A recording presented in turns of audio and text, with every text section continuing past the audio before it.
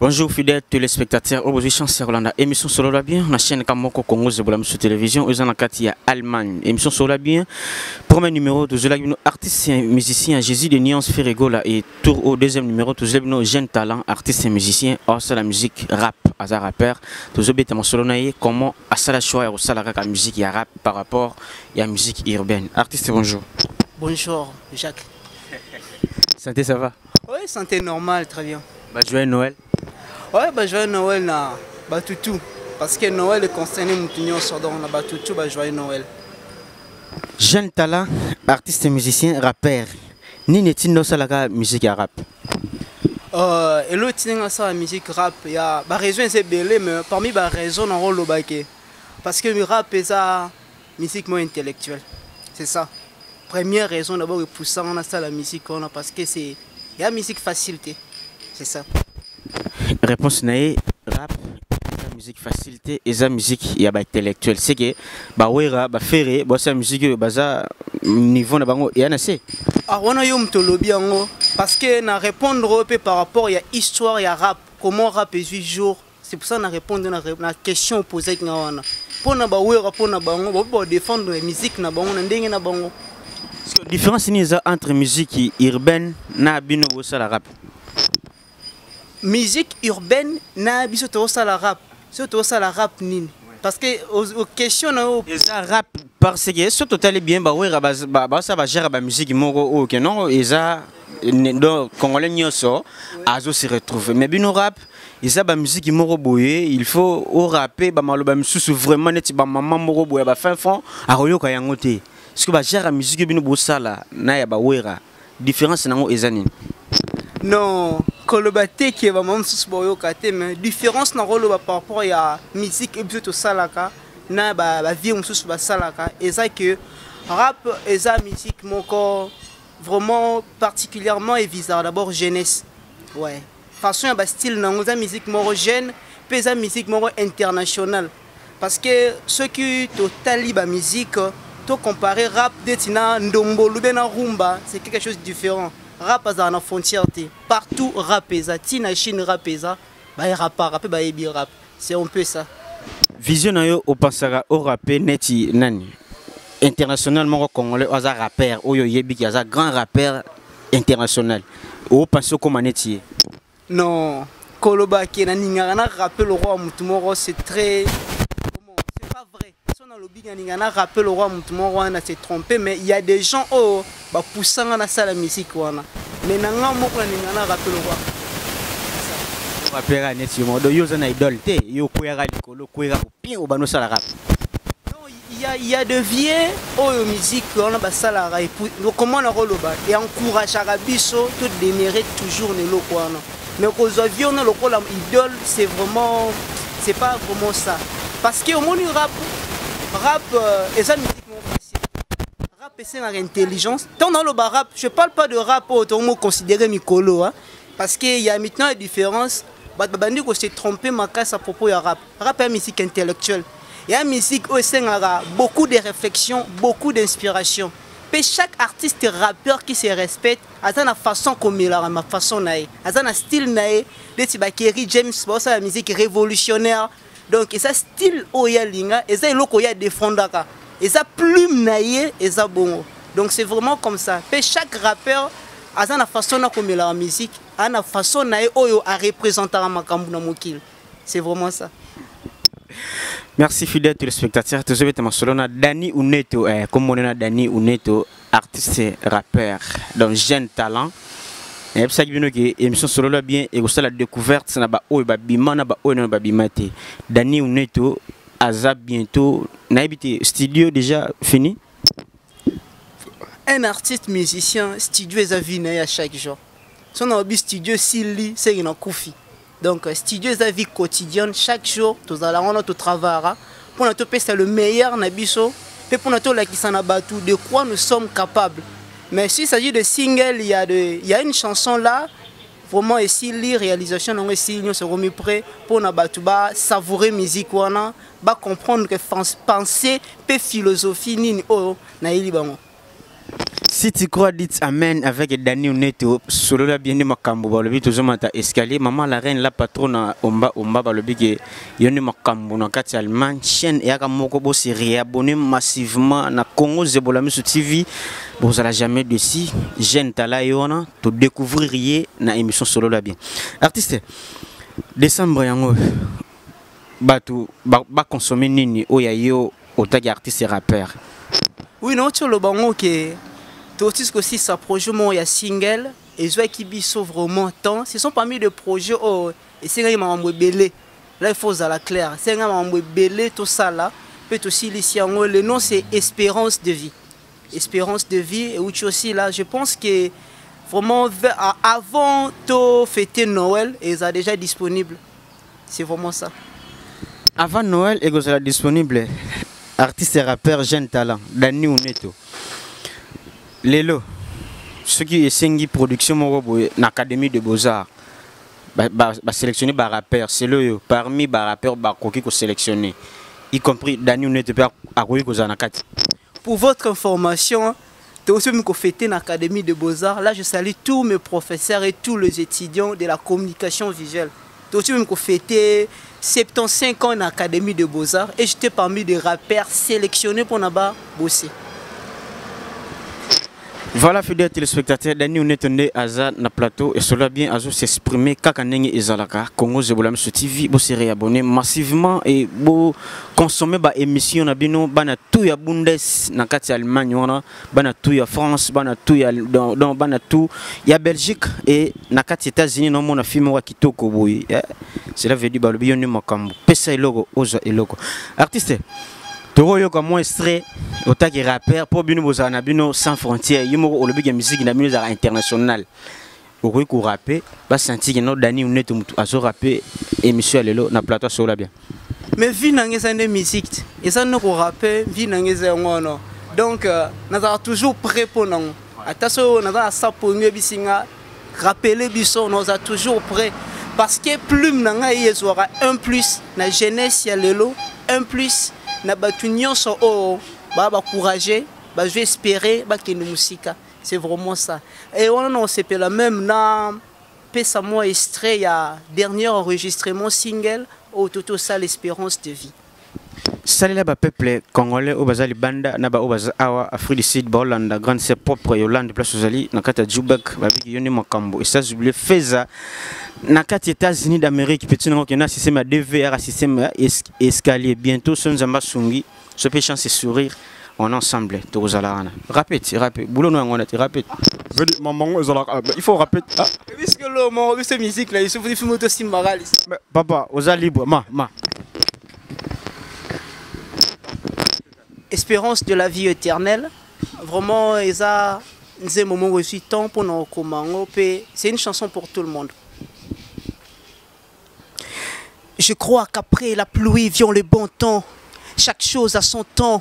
Malgré la durée de la nuit, le soleil se levera. Je crois que peu importe les temps, même dans la 1000 temps, la lumière apparaîtra.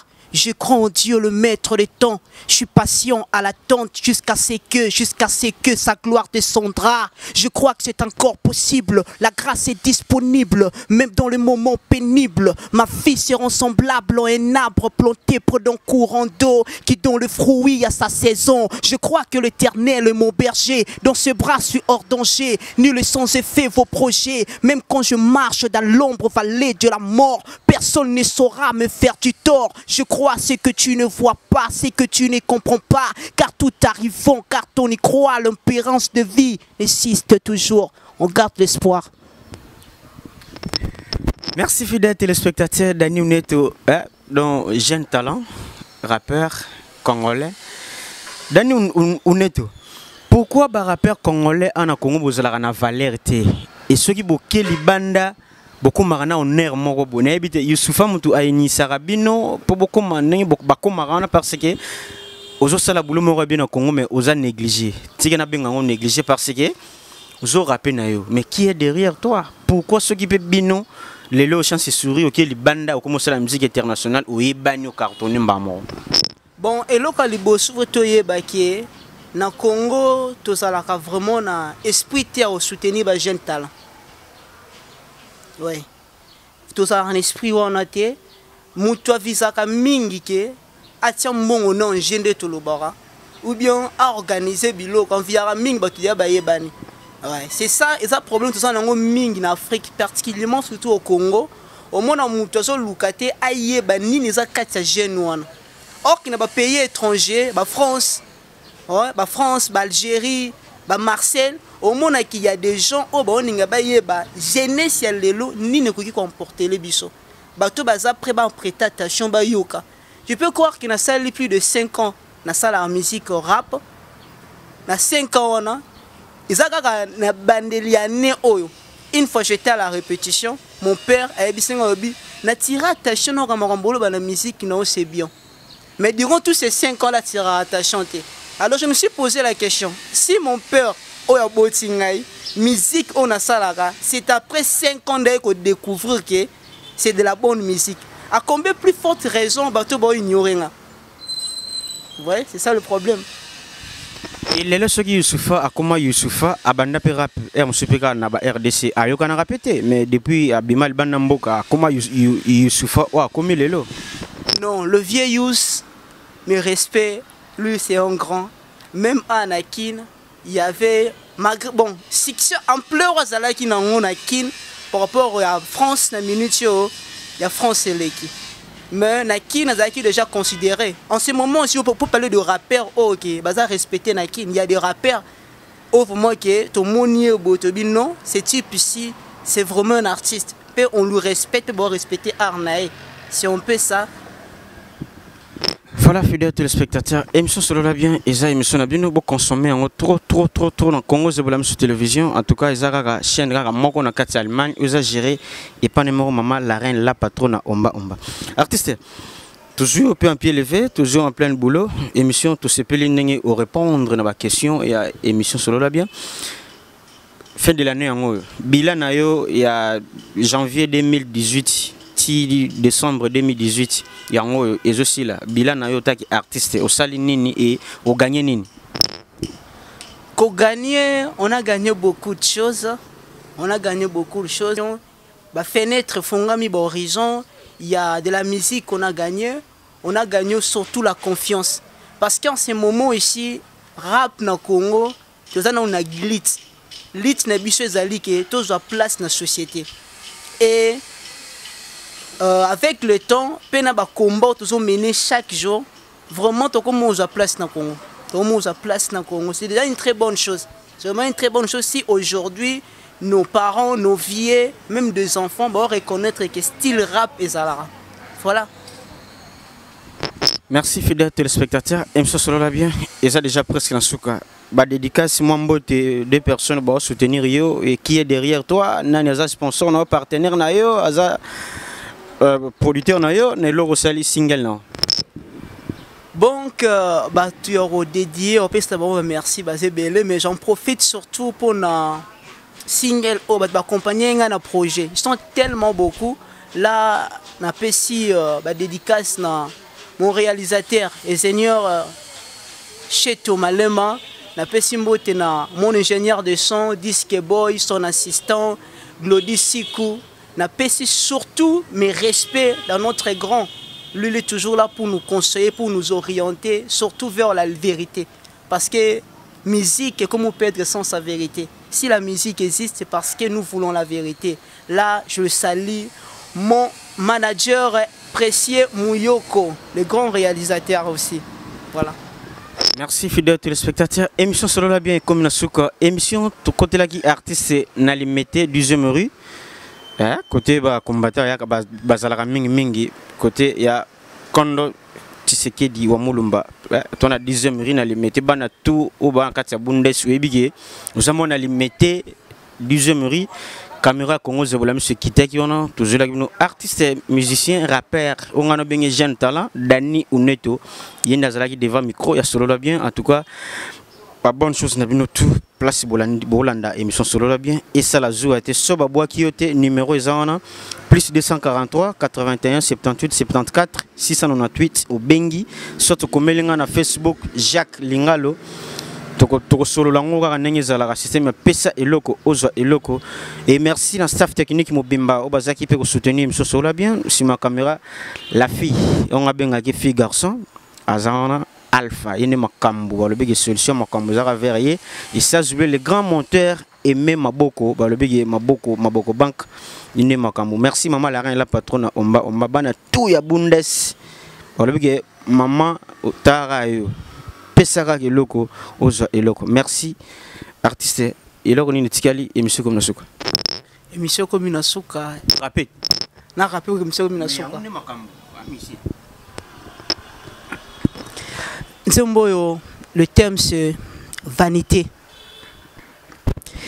Jeune, réjouis-toi de ta jeunesse. Marche selon la jeunesse, mais sache qu'un jour tu seras jugé, alors ne méprise pas la sagesse, car le bonheur de ces mots ne paye pas. L'argent, l'ambiance, l'alcool, le sexe ne meurent pas avec toi. Nous avons rien apporté dans ce monde, mais au dernier jour, nous allons rendre compte au maître du monde. En vérité, je vous le dis, l'enfer existe, le paradis aussi. Il y a deux chemins devant toi, c'est à toi de choisir. Entre la vie et la mort, c'est à toi de choisir. Vanité de vanité, toute vanité. Vanité de vanité, toute vanité. Vanité de vanité, toute vanité. En vérité, toute vanité. Merci.